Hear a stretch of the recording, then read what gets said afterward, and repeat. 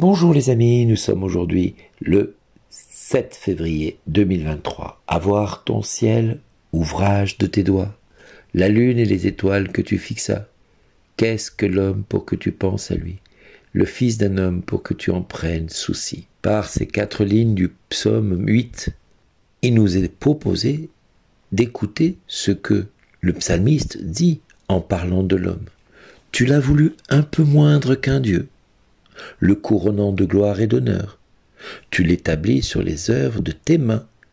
Tu mets toutes choses à ses pieds. Si Dieu met toutes choses à ses pieds, qui sommes-nous pour penser que nous sommes nuls?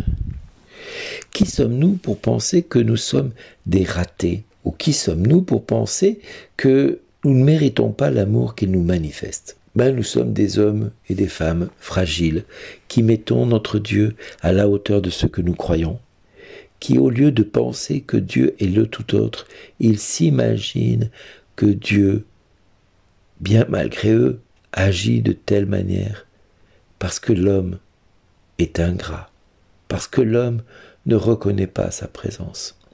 Or Dieu, quand il crée l'homme, il le crée à son image, c'est-à-dire à sa ressemblance, c'est-à-dire que si l'homme pense contrôler toute la création, avec ses petits bras musclés en pensant qu'il est capable de domestiquer l'univers entier avec les télescopes, les satellites, les missiles, peu importe, nous nous rendons compte que tout cela n'est que du vent, n'a aucune valeur. Ce qui a comme valeur, ce ne sont pas les règles et les objectifs que nous sommes capables d'atteindre.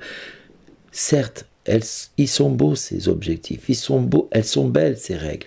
On essaye de faire des belles créations, le France en était une, le Concorde en était une, on a créé des choses gigantesques, magnifiques, on a créé des œuvres, on est allé sur la Lune, maintenant on est capable d'aller jusque sur Mars, on n'y est pas encore allé, mais on va y aller, puisqu'on s'y prépare, on est en train de travailler là-dessus, donc on est en train de contrôler toute la nature et de la domestiquer.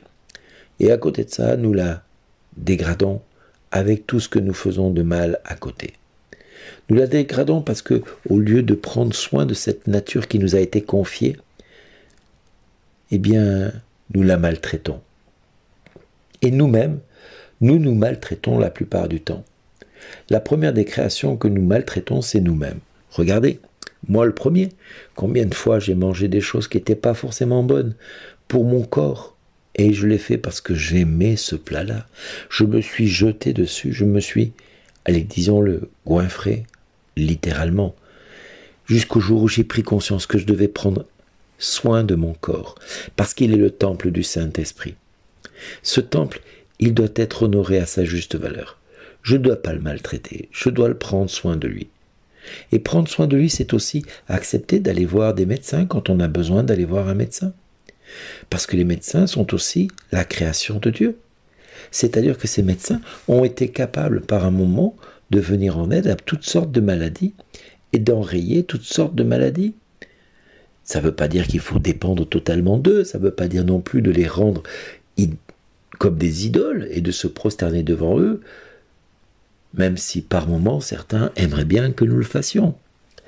Moi, au-delà de cela, j'ai envie de vous dire, si tu es malade, va déjà voir le médecin, puis, une fois que tu as vu le médecin et que lui t'a donné un traitement, si le problème demeure, remets-toi-en à Dieu, parce que tu es l'œuvre de ses mains. Tu es l'œuvre de ses mains, toi et toute la création qui t'entoure. Donc mon frère, ma sœur, maintenant j'ai envie de te dire, plutôt que d'essayer de t'appliquer à respecter des règles et de mettre des choses en place régulièrement, il est peut-être préférable que tu t'appliques à veiller à ce que tout dans ta vie soit l'occasion pour Dieu de se glorifier en toi, en respectant les commandements de Dieu plutôt que des règles humaines que l'homme ou la femme pourrait imposer à côté de toi. Ces règles-là, elles sont appelées à disparaître. Ce qui ne peut pas disparaître, c'est la parole de Dieu. Parce que cette parole, elle est immuable, c'est le Verbe fait chair.